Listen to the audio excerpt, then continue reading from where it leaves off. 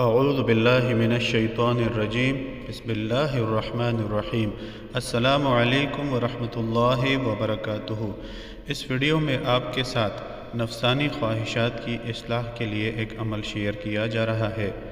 جس شخص کو اس کی نفسانی خواہشات بہت تنگ کرتی ہوں اور نفس برائی پر اکساتا ہو تو اسے چاہیے کہ بعد از نماز عشاء وتروں سے پہلے اس اسم پاک یا مذلو کو 313 مرتبہ اول و آخر 11 مرتبہ درود پاک کے ساتھ پڑھے اور اللہ تعالیٰ کے حضور سجدے میں گر کر اپنے نفس کی اصلاح کے لیے دعا کرے۔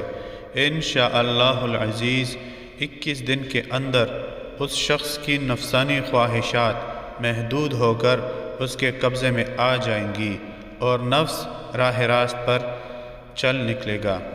کوئی بھی عمل شروع کرنے سے پہلے صدقہ ضرور دیجیے۔ ویڈیو کو آگے اپنے دوستوں کے ساتھ ضرور شیئر کیجیے۔